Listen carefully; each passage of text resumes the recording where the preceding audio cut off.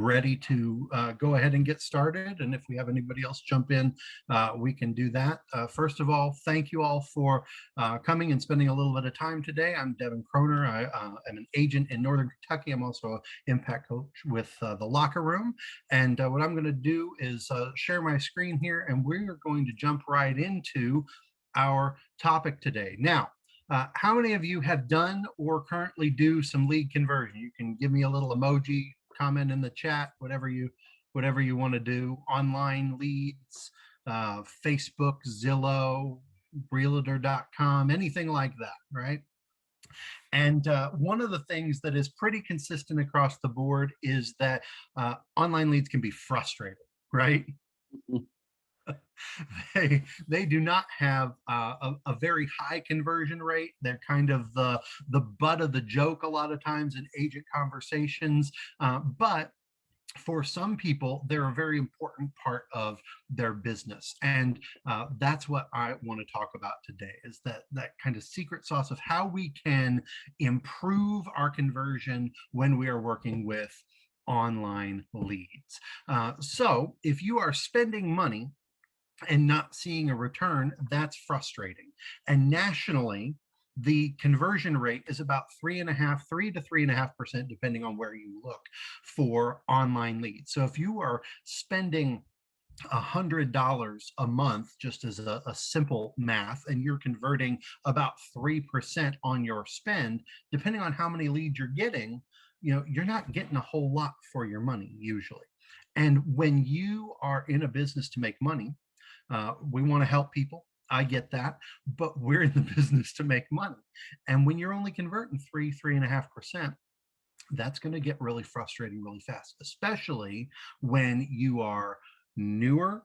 Number one, when it is a significant part of your marketing budget. Number two, and so I am hopeful that what I'm going to share with you today, and maybe you guys have some other ideas when we get into some conversation here, will help us to up that conversion, because that's what I've done through some trial and effort and a little bit of consistency. Oh, why is that doing that here? There we go. So in 2020, my conversion rate, even with the pandemic, was 10.3%. All right. And what is it I'm doing that is 2.9 times better and producing basically a $98,000 GCI from my online leads? That's what I want to show you guys today, because I don't think that this is a system that just works for me. I don't think that it's a system that just works in my area, because I've talked with other agents who are doing this. And when we're doing this plan and we're doing it consistently, everybody's seeing the same kinds of results. We are seeing much better than what everyone else across the nation is seeing. And I know people that spend $10,000 a month on online leads. I know people that just spend a couple $100 a month.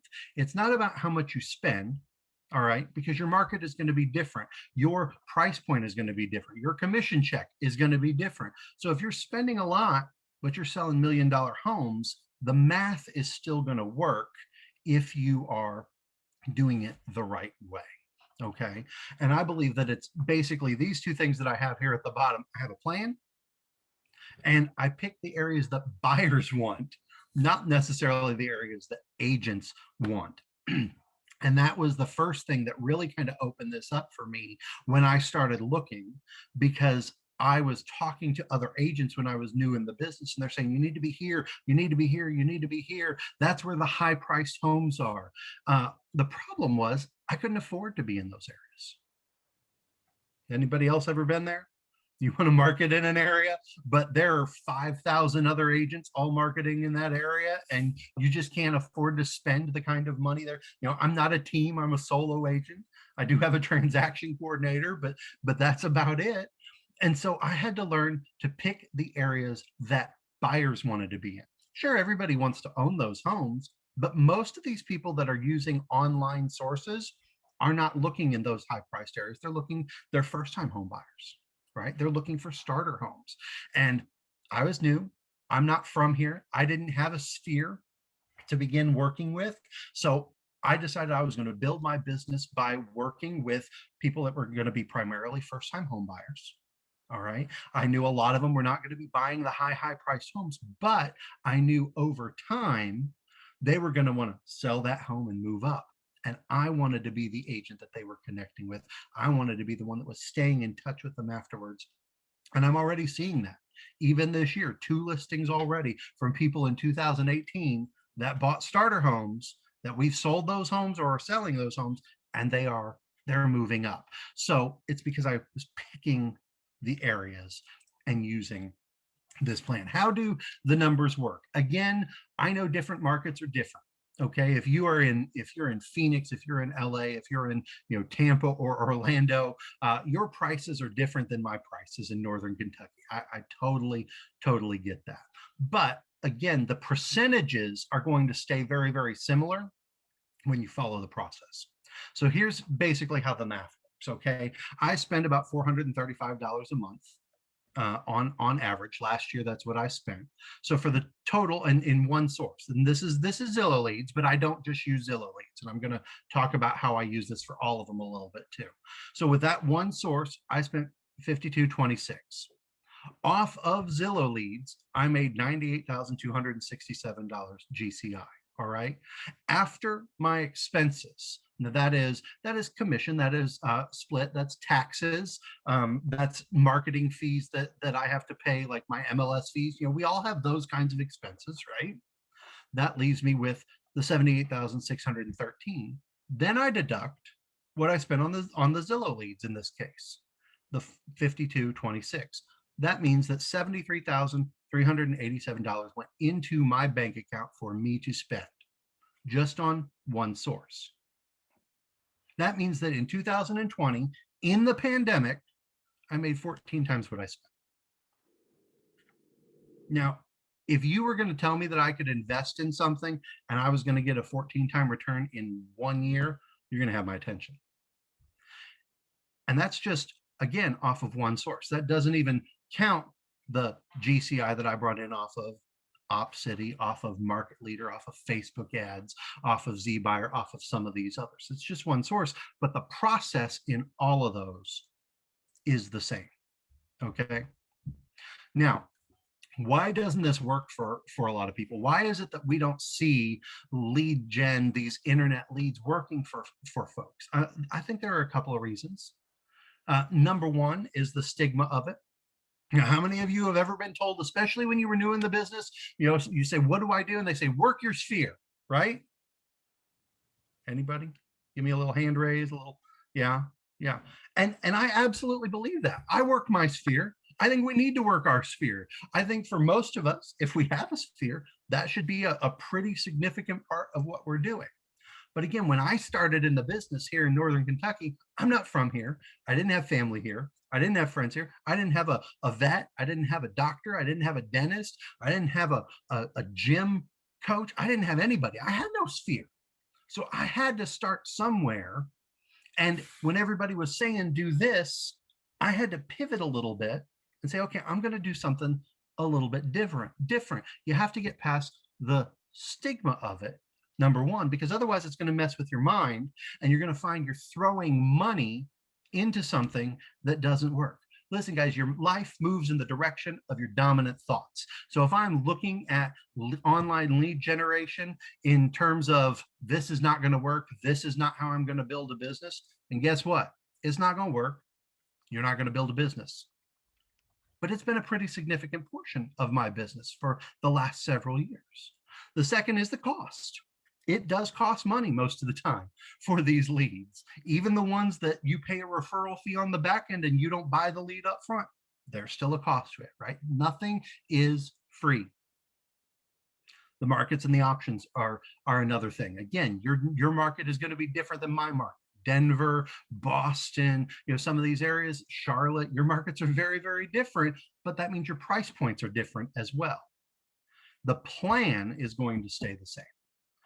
The next thing is internet leads are just hard, right? How many of you have ever paid for a lead and you got an email address and nothing else, and you send an email to it and it bounced back?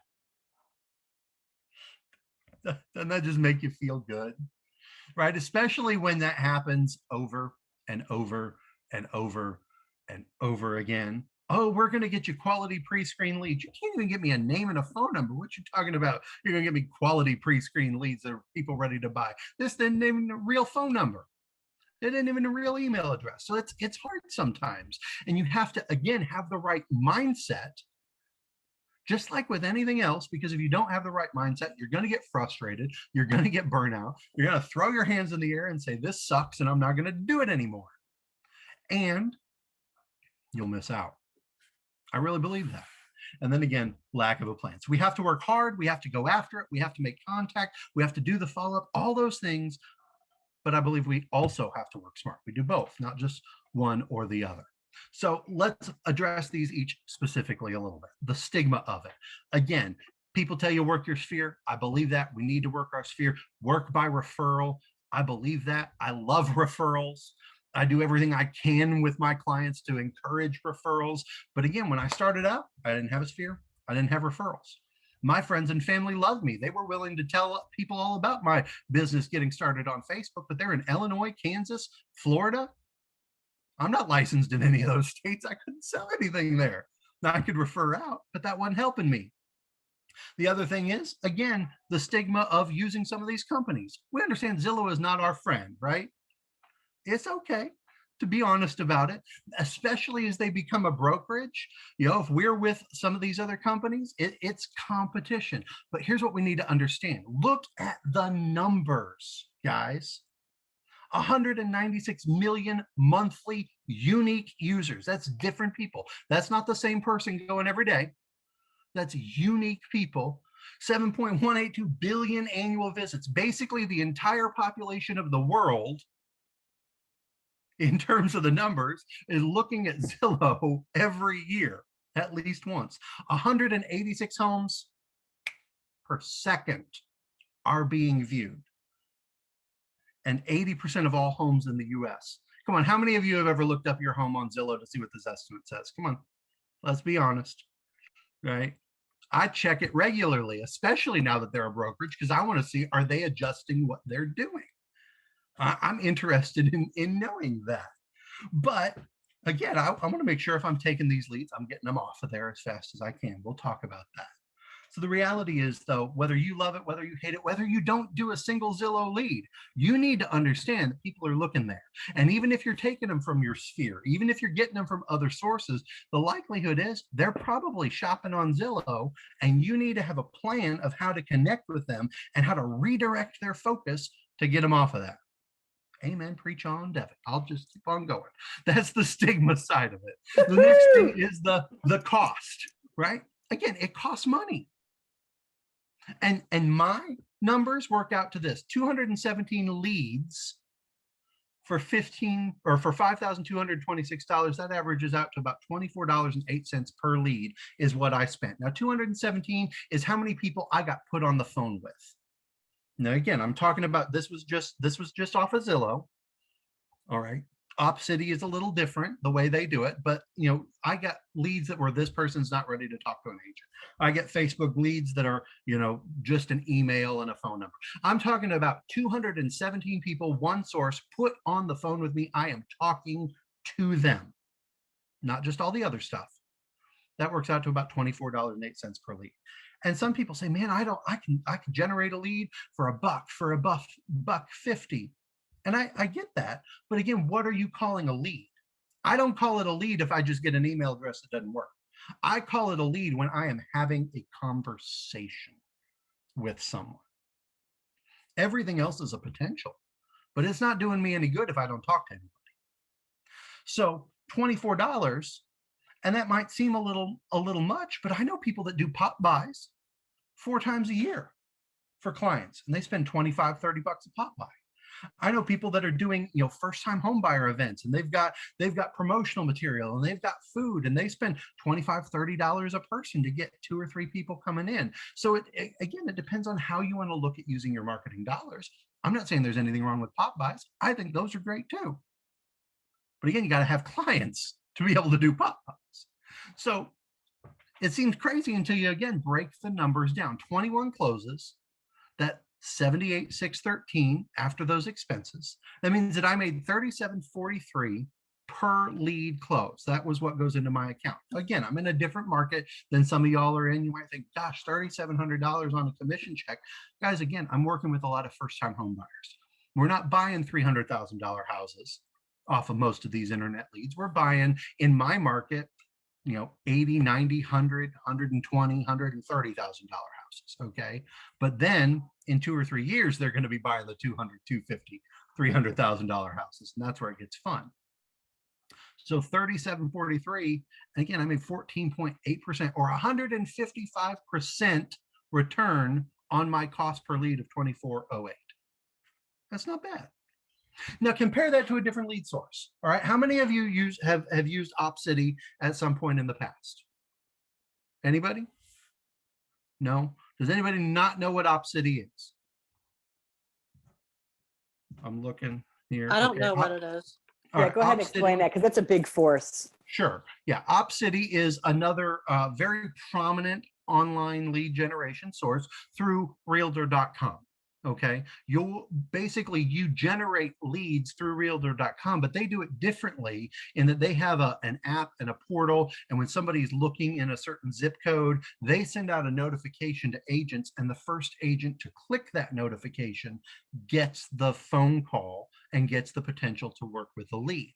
The more you click it, the more you convert, the higher your score with them goes up, the better quality leads, the sooner you get the notification versus other agents. Okay. The difference between an Opcity and some other companies versus a Zillow and some similar companies is that with some of them, you pay for the leads and then they're yours, right? With Opcity, you don't pay up front.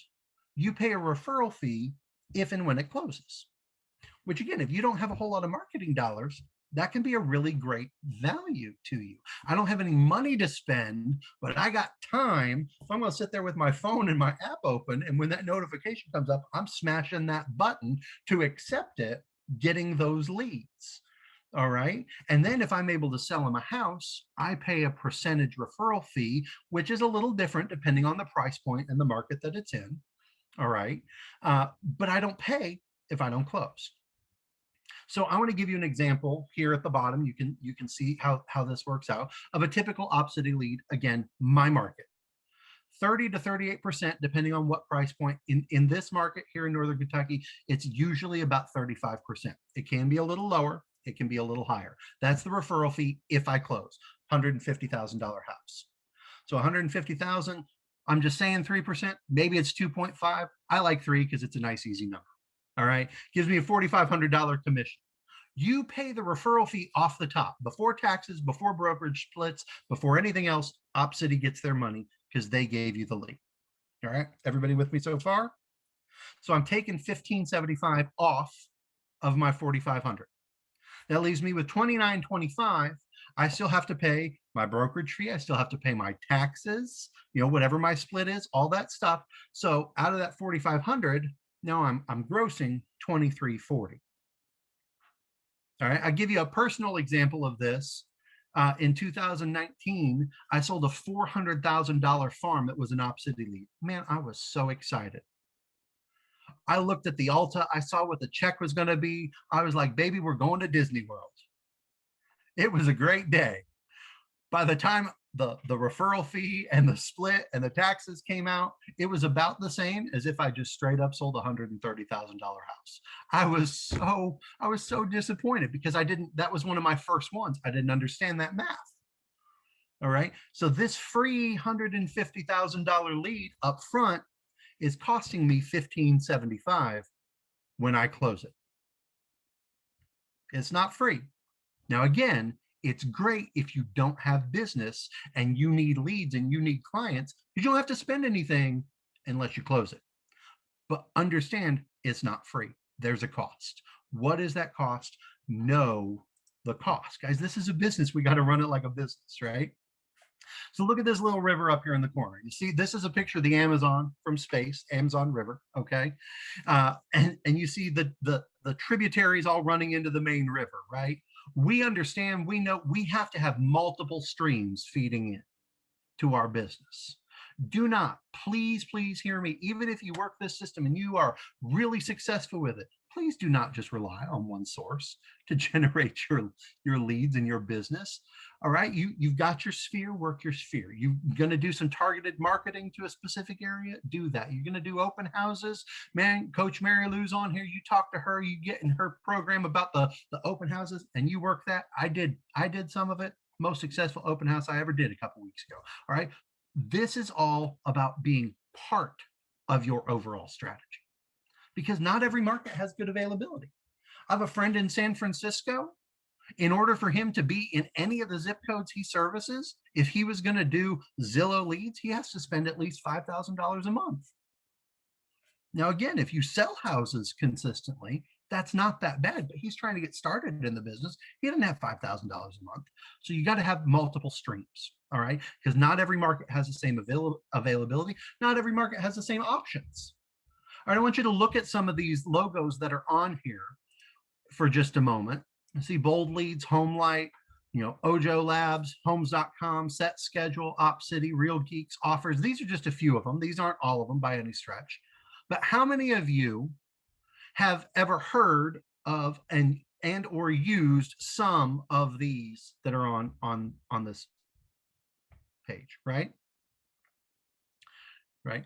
I've used all of them to various degrees of success. Some of them I like more than others. Some of them I stopped using because I was just like, I don't feel like it's worth my money. And I get that. But again, there are different ones. I would never commit all of my marketing dollars to just one of these systems, because I know different programs have different markets, different quality of leads. They do it differently. All right, so you have to pay attention to what it is you're getting. Now, my other question here, how many of you know which one of these you pay for the leads versus which ones you have referral fees on? Does anybody know some of these that you could do that are free options and you just pay a referral fee if you close? Yeah, I don't know all of them. Yeah, it would be great to break down which ones are which. Right. So HomeLight is one that you pay a referral fee on. You have to sign up. They don't work with every agent. They only work with agents who have results. So if you're a brand new agent, you're not going to get HomeLight leads. All right. But if you have a couple of years history, you basically upload your sales history and you pick your markets. They send you leads. You pay a referral fee. Okay. Ojo Labs, a little bit newer company that's out there. I've been working with them for the last couple of months. They're really responsive. Their customer support is great. I've gotten several leads off of them in just this year. Again, you pay a referral fee, so you get the lead. They put them on the phone with you, and if you don't close it, you don't pay anything. All right. OpCity we talked about as well. Set Schedule is one that's a little bit different. You actually pay a small fee to generate the leads, and there are different ways that you can do that in their program.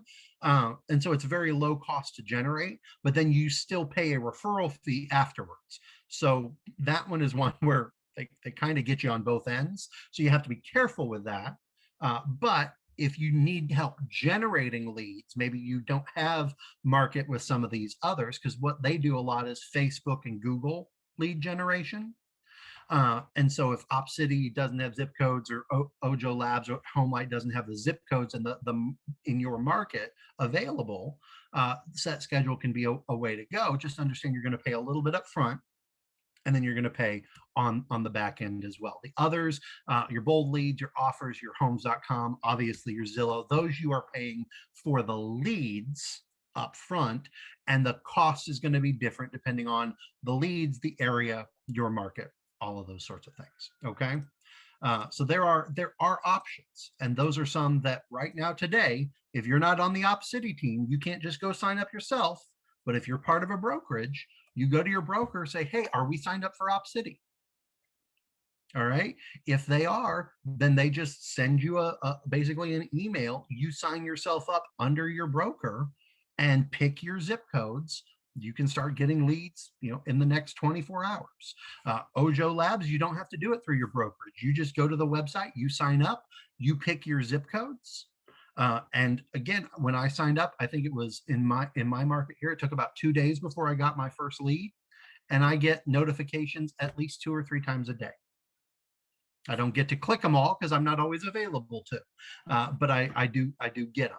All right. I saw somebody commented something in the chat here. Hold on, I can't see you.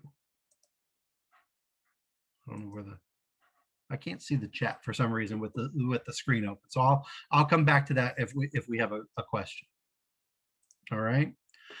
So again, know the different sources, and these are not all of them by any stretch, but these are all generating online leads through targeted marketing, and they're all sending them to you in a different way. These are not people that you are going to know.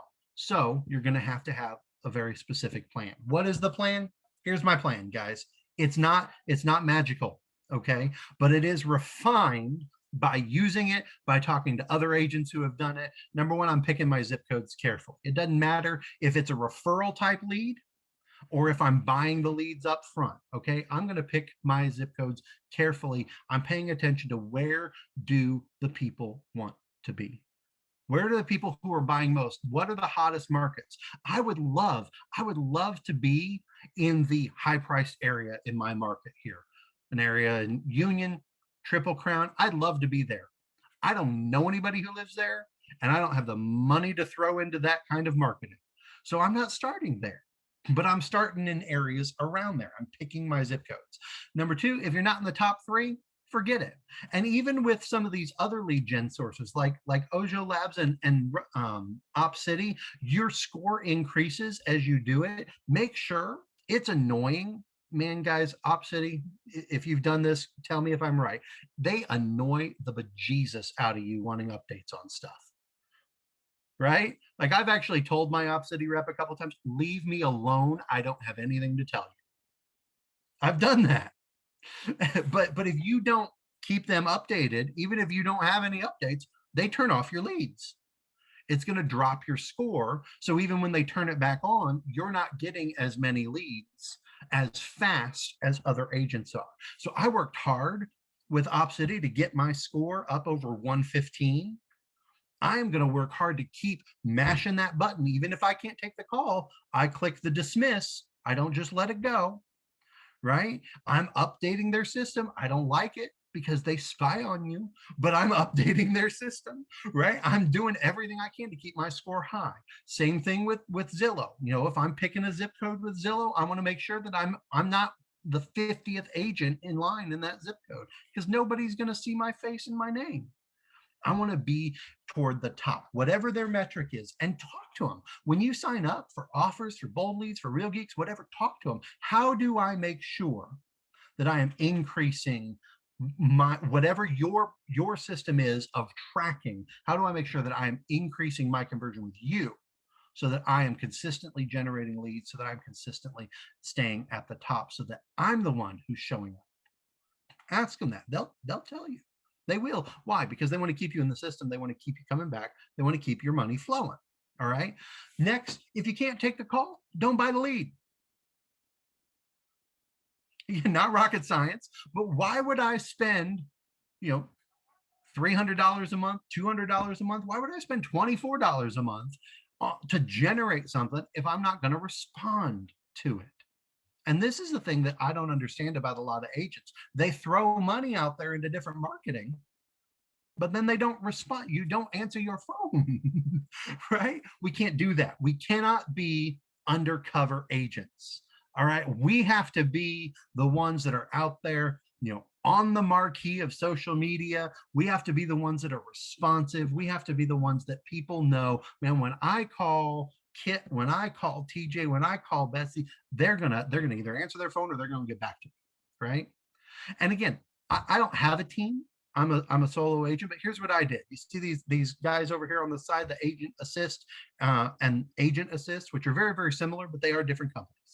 All right. I have a transaction coordinator, the Agent Assist. So when I have paperwork, I pay somebody to do that per file.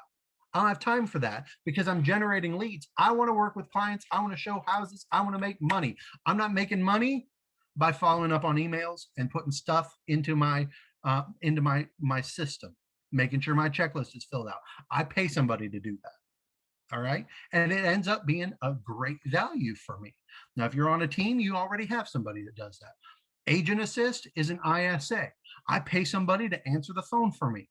So when the Zillow lead comes in, if I am showing a house, if I am with another client, if the Op City lead comes in, right, they are going to answer that phone. They're going to take that call. They're going to pre-qualify those people a little bit. They're asking them, are you working with an agent? What's your timeline? Do you have a property to sell?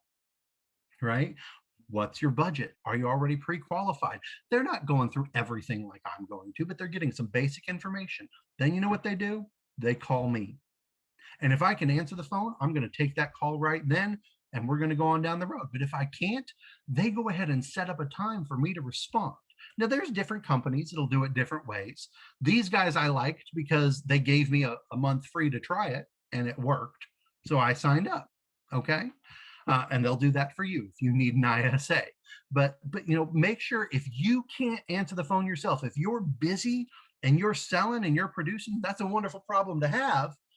But do not. Here's what I did my first year. I sacrificed future business for present business because I was generating the leads, but I wasn't taking the calls.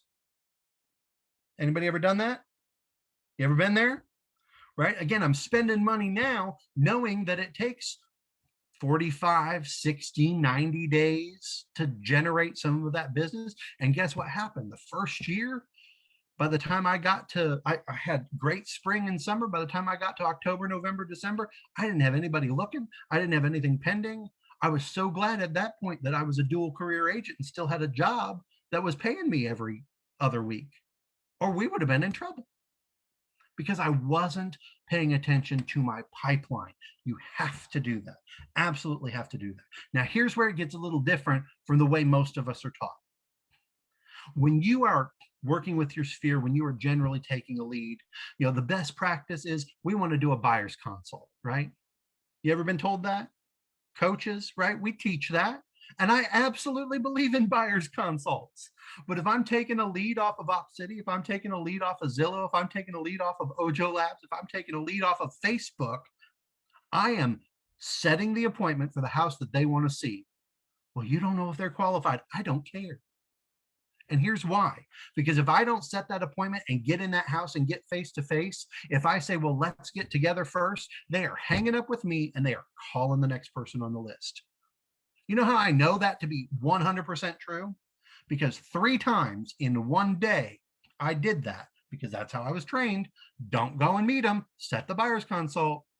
And the person in the cubicle next to me got a phone call with that same person 5 minutes later. From the same lead gen source.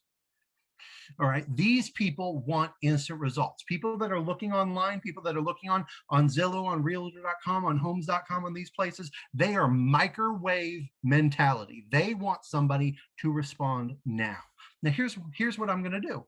I'm going to meet them and I'm asking them the questions. If my ISA has asked questions and set that appointment, I already know a little bit, but I'm asking them some questions on the phone as I make the appointment to try and get some information. But with these leads, I do my buyer's consultation as we are seeing the first house. I have my little sheet and my little clipboard, and I am asking them questions. Sometimes I just use my iPhone, depends on where I am. And I'm asking them, what's their timeline? When is their lease up? Do they need to sell? I'm having that conversation. They're giving, guys, they want to talk.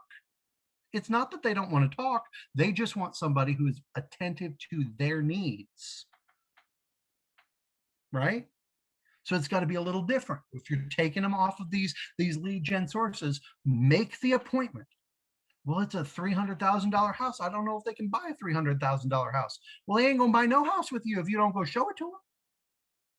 I mean, that's the reality. It really, really is. So I get them in the house. I start talking to them. Here's what happens. Sometimes I have them on the phone with the lender in the house. I do. I've had people approved or getting approved as they're walking out. Sometimes I have an appointment for them and the lender is calling them that night, later that day, depending on when we're seeing the house. Sometimes when my ISA has answered the phone, on my Zillow leads, my lender gets those leads as well. Sometimes he's called them and already approved them before I even get a chance to call them back. Right? You have to be willing to partner with people, use your team, have a plan, be responsive, get in front of them. Right? I know that if I walk out of that house and they're on the phone with my lender or they have an appointment with my lender, we are buying a house. We might not be buying that house, but we are buying a house. Absolutely. Because those people are serious. If I get with them and we talk and they walk out of that house and they're like, yeah, well, maybe I'll do it. And the lender follows up and they don't respond, I'm putting them on a drip. I'm staying in touch, right? I'm not letting them go. But I know those people are not as, they're not going to get all my time and attention. I don't chase people except for the first time because I want to get face to face with them. I want to talk to them. After that, if you're serious, we're going to put you on the plan. We're going to get you houses flowing. We're going to get your approval. We're going to get out there. We're going to do all of it.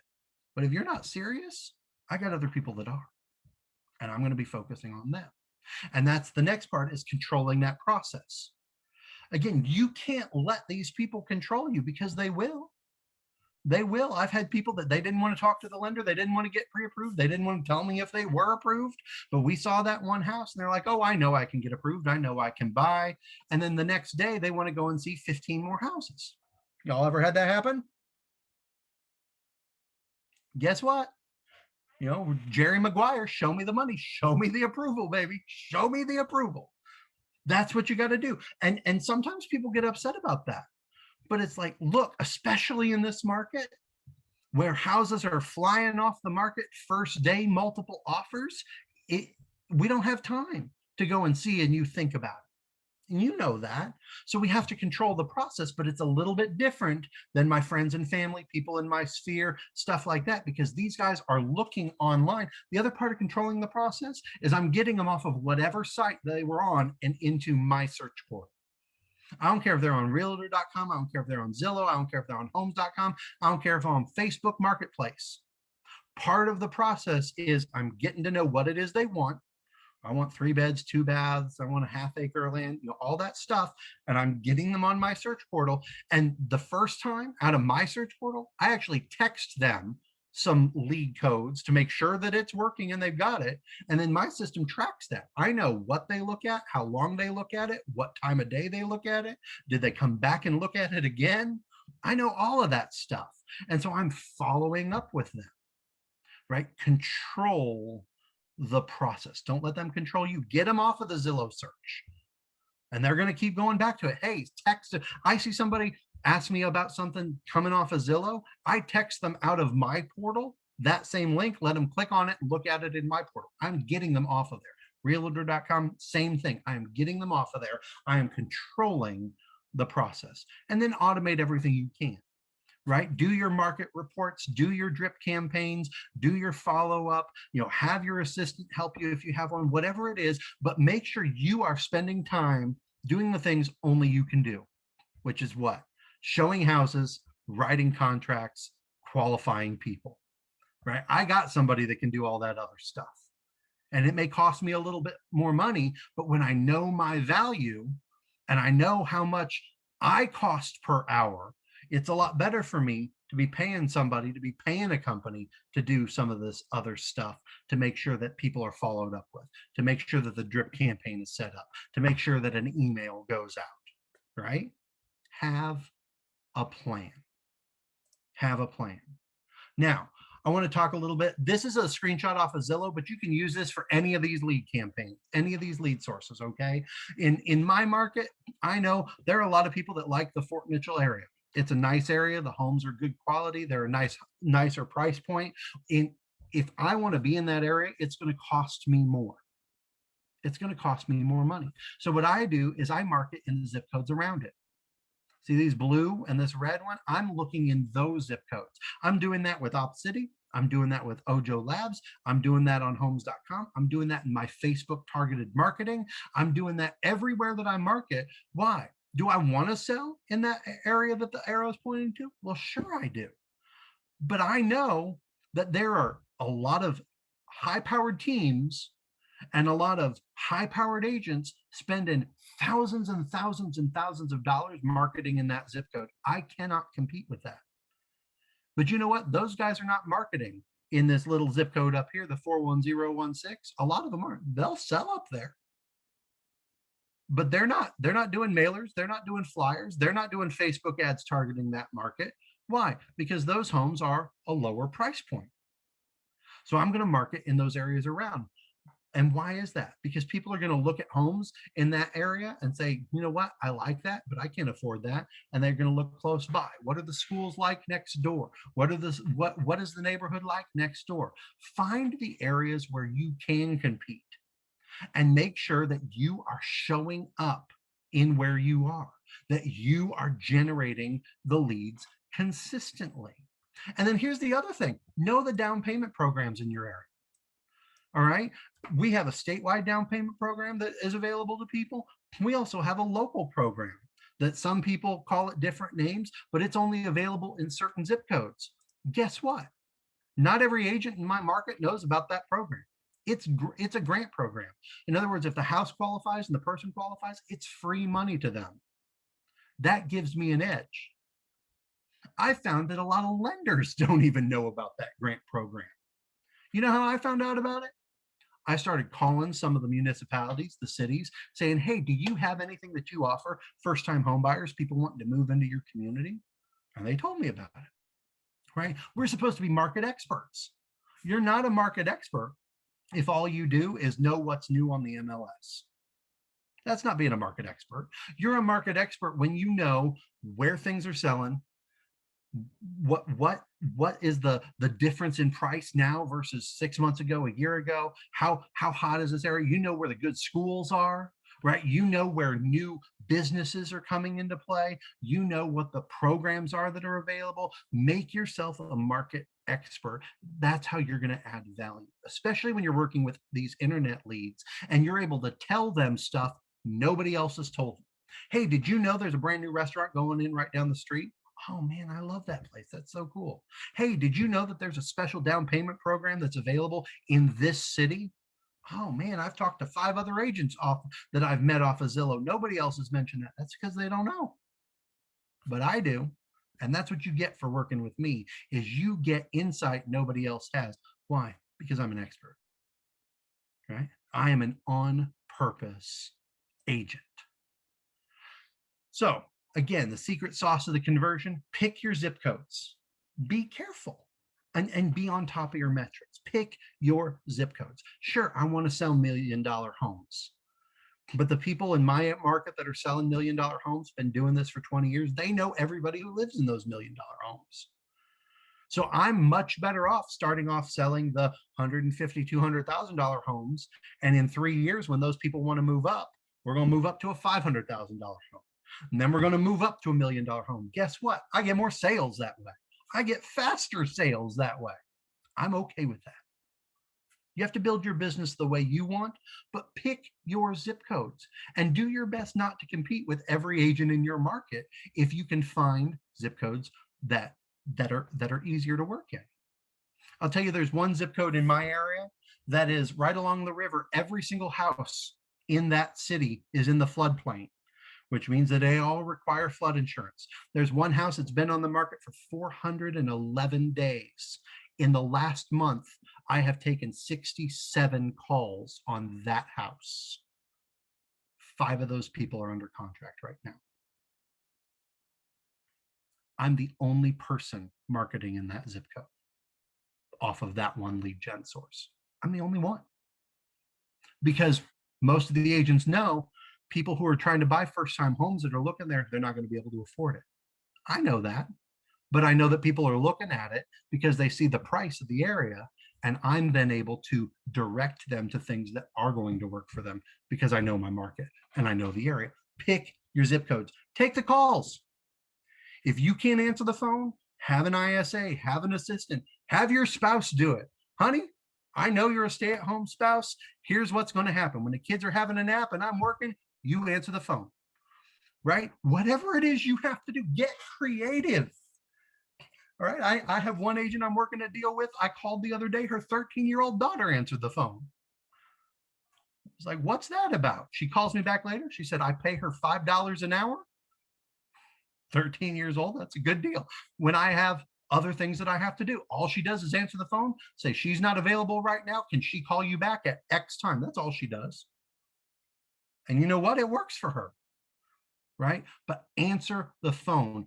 How many of you know the stats of how many voicemails get listened to and returned? I know Kit knows. She was just sharing this the other day. It is astronomical. Kit, I don't remember the exact number, but it was well over 80% that don't get answered in return. Do you remember it? Uh-oh. Can you all Kit, hear you're me? not muted, but we can't hear you. Can you hear me now? Yeah. Yep. Oh, okay. Yeah, it was the statistic was 90% of the first voicemail does not get returned. Right. 90. So I'm allowing business to just go to somebody else because I'm not answering the phone. And that's business I'm paying for. Nothing makes me more upset than to find out that I am throwing money away. Get the appointment. Answer the phone, get the appointment. Man, I want to see this house. Okay, when does it work for you to see this house? I can do 3 o'clock or I can do 5 o'clock tomorrow. Get in front of them. From there, if you can get them on the phone with the lender before you see the house, great. If you can get them on the phone in the house, great. But from there, get in the house, get in front of them, and take your process further. Control that process in person. All right, but don't lose out on the opportunity to convert them into a serious qualified buyer because, well, I have a process that I go through and we need to meet and have an appointment in my office or on Zoom. And I need to make sure that I explain the market and explain how to buy and explain all this to you first because they are going to move on to someone else. They reached out because they want to see that house, usually today or at least tomorrow. So do it and qualify them and control that process from there. Again, I have partners that I work with, my ISA, my lender I told you about, right? He pays for 25% of my monthly budget on Zillow, but I send all of my Zillow leads to him. Who do you think is a very, very happy lender? That guy is. Who do you think is the only lender I've worked with in the last several years who has sent me clients? That guy is. And he's paying for leads. I'm not paying him. He's paying me. Guys, that's a pretty good deal all the way around. Leverage your marketing partners. All right. If I can get a title company to pay for something, then why am I going to pay for it? If I can get a lender to pay for something, then why am I going to pay for it? Right? Whoever it is, if I can leverage it, if I can get them to produce the flyers, if I can get them to pay for the social media posts, whatever it is, I'm going to do that and then automate that process. What I found is from a lot of these leads, your realtor.com, your Zillow, all of this, 4 to 7 times in the first 14 days, not counting being on the phone, but emails, text messages, things like that. Here's a market report. Hey, did you see this new listing? How are things going in your search? 4 to 7 times. You don't want to overdo it. You don't want to annoy them and they click unsubscribe because then you're in trouble. But I want to make sure I am finding ways to add value. I'm not just sending them properties. I'm finding ways to add value. So we're going to take questions here in just a moment, but a couple of resources for you. The statistics that I shared in this presentation are all on the expandableramblings.com website right there.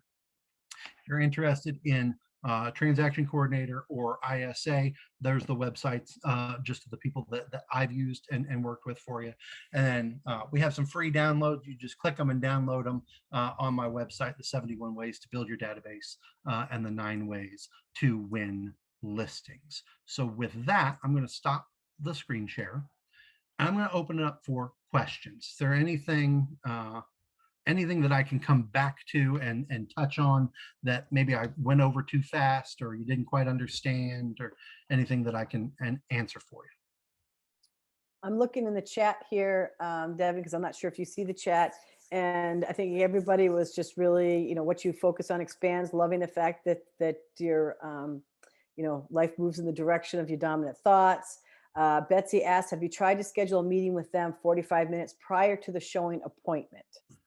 So she was trying to see if you tried that. I have. And again, what I found is it depends on the company that I'm working with and where the lead is coming from. So some of these, Again, Zillow, OJO, and Real and OpCity are all ones where they are taking the client, they're doing their pre-screening, and then they're putting them on the phone with you.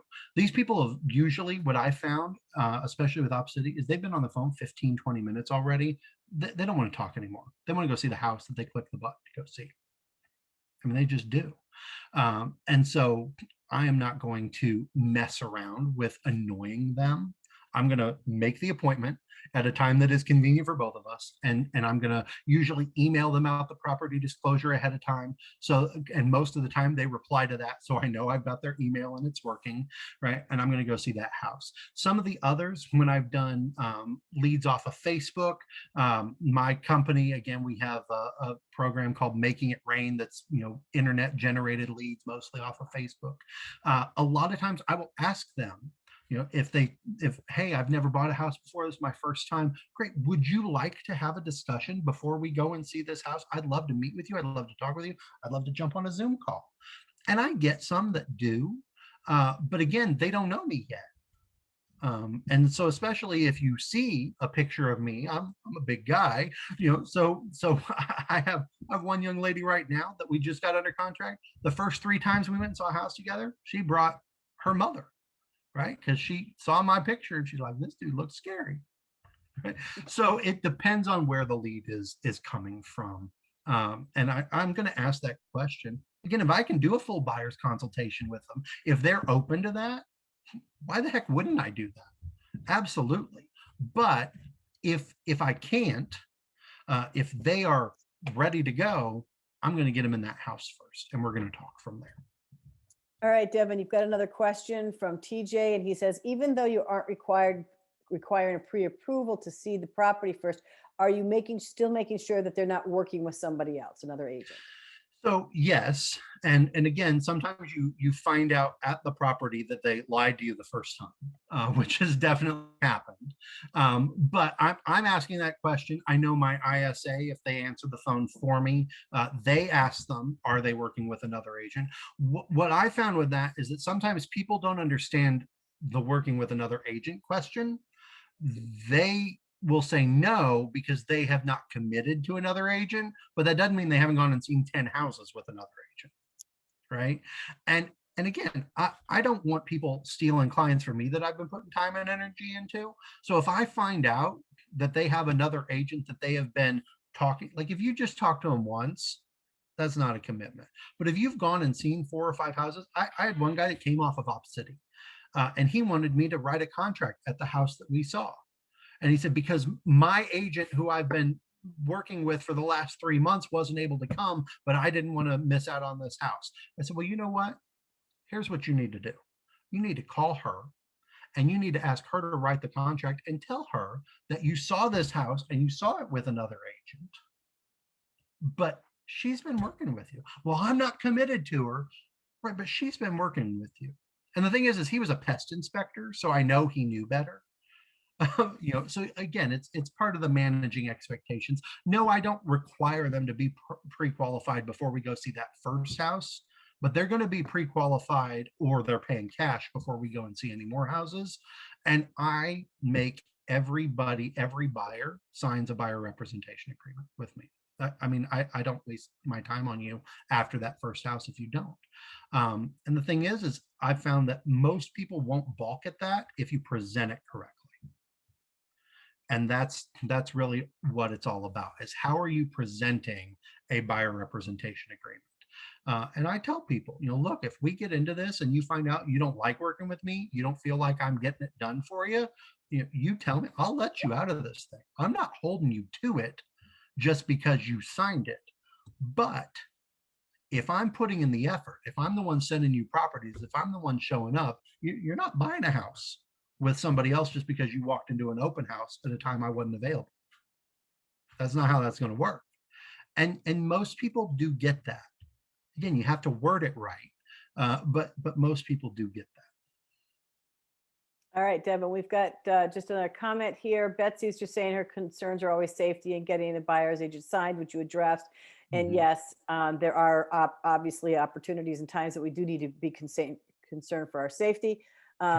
And then she said, at least for properties in Missouri, And in Missouri, they're working for the listing agent unless they have agency established. And then she also is making a comment that she gets a picture of their driver's license Mhm. every time, even if I haven't met them already. So she Mhm. knows that they've got Yeah. a human And being or something on and I there. definitely think, again, you have to do what you're comfortable with. And I understand, especially for ladies, that can be a little bit different too. And so definitely don't do anything that you're not uncomfortable with. I don't personally do that, but again, I'm bigger than most people I'm going to meet. And in the last few years, I've only ever been in a situation one time where somebody walked up and it was 7 o'clock at night and we were in the hood, and I knew where I was. And this dude gets out, and it's an African American gentleman and a Hispanic gentleman. And I thought, this might not have been the best idea for this big white boy to be here right now. And I hadn't told anybody. I hadn't told anybody where I was. I just had this appointment. So, definitely be careful. They ended up being great people and their clients, and he's bought 4 houses from me. So, definitely can't judge people based on the way they look, but be careful. I don't personally do that, because I usually am more intimidating than anybody I'm going to meet. But that doesn't mean that I couldn't get myself into trouble. Yeah. Betsy is definitely more intimidating than anybody else she's going to meet. All right. Mary Lou is saying that she's got chainsaws in her background, so she can't ask the question verbally, but she'd like to ask you, what would you say your conversion ratio is when you meet with someone that they actually become working with you? I mean, she means a face-to-face meeting because your numbers are impressive. So what's the conversion ratio when you meet somebody? So again, 217 people. I'm just going to use Zillow because that's the numbers I have at hand, right? 217 people that I got on the phone with and I saw a house with. Of those 217, 19 of them I had on the phone with a lender, either in the house or within an hour of being in the house, and every single one of them closed. Nice.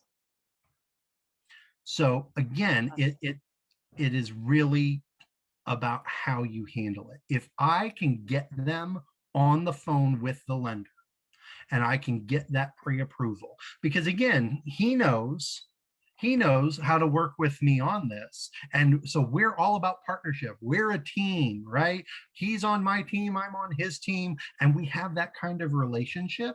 When he calls them before I have a chance to, he says, "Hey, I'm the lender with Devin Croner. We work together." Right? All of it is partnership, partnership, partnership, partnership, partnership.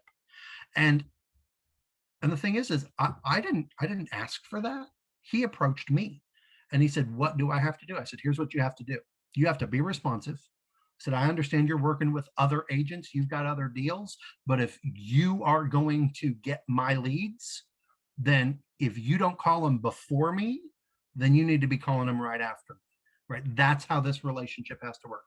And this guy has called people at 9 o'clock at night after I've gotten off the phone with them coming off of Zillow. I mean, he's calling them on Sunday afternoons. Not every lender is like that, and I get that, but he is, and that's why, you know, 2 years into our partnership, we've closed over 40 deals just together, and he loves me. I tell him I want Love him. something, he does it, because he gets the business. But if I can get them on the phone with the lender in the house or immediately after, then I am pretty sure I'm going to close.